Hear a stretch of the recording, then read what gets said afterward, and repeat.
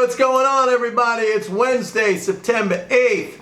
Markets were down a little bit today, but I want to actually talk about something else. I came across today an incredibly ignorant and stupid hit piece on MMT that was a paper published by the Richmond Fed. If you want to check it out and my comments on that, go to my blog, MikeNormanEconomics.blogspot.com. I'll put the link in the description here. Now, I've seen some bad hit pieces on MMT before, but this one really takes the cake. I mean, it is just littered with these straw man arguments and claims that MMT never made, not to mention the fact that it makes so many mistakes and errors in understanding on its own, as you know, which it tries to use as, evidence as to why MMT is no good. I mean, their very arguments are just, flawed from the beginning. I mean, first of all, it starts off, all three clowns who are the authors, they start off by talking about monetary policy, which is something that the MMT academics, myself, we never talk about in the context of MMT. If anything, we say monetary policy is very, very ineffective. And what MMT talks about is the fiscal space allotted to a currency issuing nation like the United States. I mean, being a currency issuer is a huge distinction over a currency user. But the authors say that, MMT claims you could just go on printing money forever without any consequences. It absolutely doesn't say that. I mean, there are real costs. I mean, MMT does say that money issuance by the currency issuer, there's no limit on that, but it is constrained by real assets. I mean, you have to have the labor, you have to have the real resources, you have to have the energy, you have to have the brain power. I mean, there's all kinds of constraints. Inflation is a constraint, but inflation, and MMT academics say that. But it's not about the inability to create money, to create the currency, to issue the currency. And then they said it's also constrained in the fact that eventually the currency issuer will have to satisfy creditors.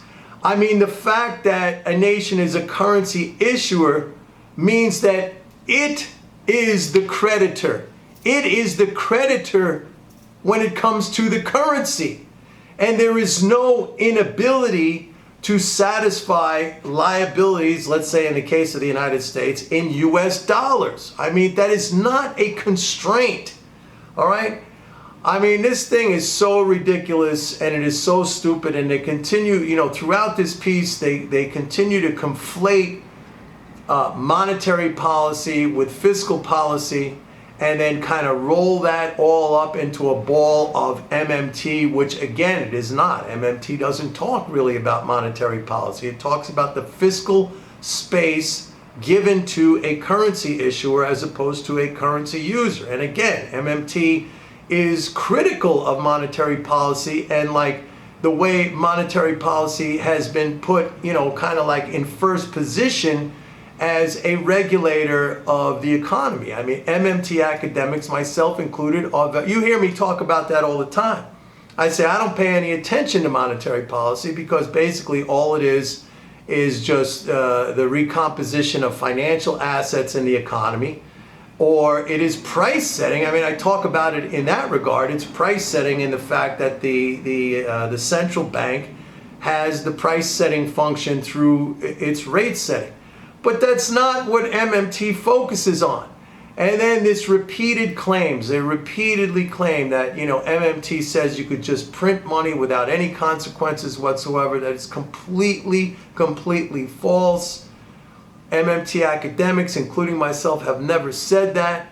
I mean, there are constraints, and again, the constraints are in terms of real assets. These idiots don't understand this. I mean, these idiots even invoke the completely ridiculous, the Zimbabwe, the Weimar Republic. I mean, these are guys, I could understand if this is coming off of some quack website like Peter Schiff or something like that. These are guys who are researchers for the Richmond Fed. They write this paper, which, if you didn't know it came from the Richmond Fed, you'd think it would come from one of these, quacks out there. To invoke the Weimar Republic and the Zimbabwe example is completely ludicrous. It's completely ridiculous. I mean, the distinctions between those conditions that applied in those situations and what we see happening now, or what the United States can do in terms of its fiscal policy as a currency issue. I mean, it's just apples and oranges. These are completely inapplicable comparisons, and they've been debunked even by critics, other critics of MMT. That even other critics don't even raise this up, because it is just, these are examples that are just not comparable. They're completely not comparable, and I've been through this many, many times. But this was really a bad piece. I mean, I have no other way to describe it. I mean, the fact that this stuff is still out there now, I mean, if you look at, how MMT has become much more broadly publicized and talked about and critiqued. I'll even say that. I mean, there's still plenty of people out there who critique it, who criticize it, but this is like on a level that it is so fundamentally bad and so fundamentally flawed and dishonest too, because I mean, it's one thing to critique something that someone says, let's say, critiquing something that an MMT academic would say. It's another thing to put words in their mouth, to make false statements and hold that out there as a claim by MMT and say, hey, look at that, look at what they said. That's not what they said.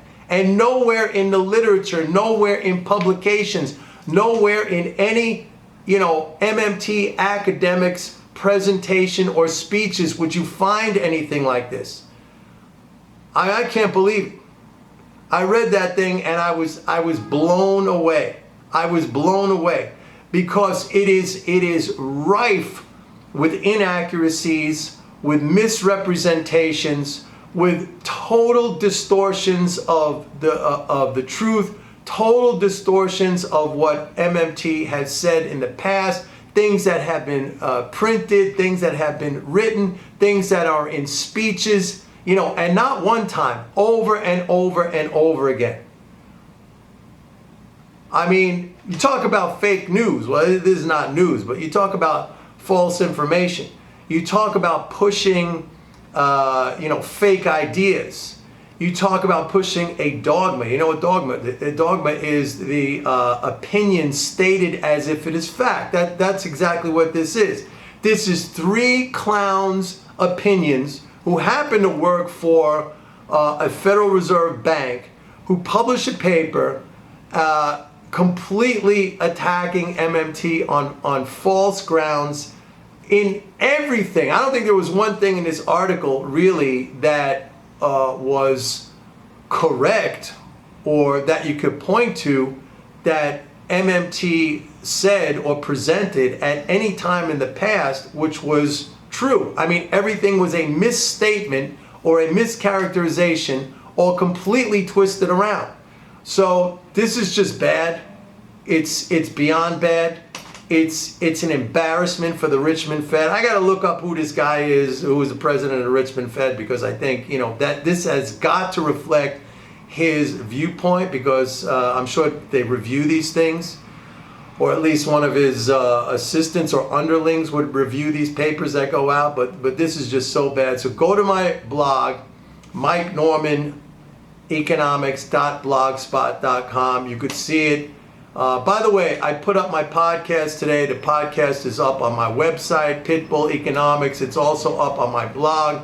It's up on the Buzzsprout site. The link is also here in the description below. So check out my podcast, and yeah, check it out. Leave comments on the blog if you want to. But man, it is bad, really, really bad.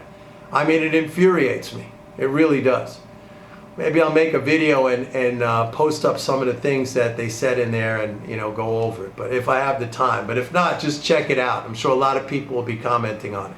All right, have a good one. See you tomorrow. Bye.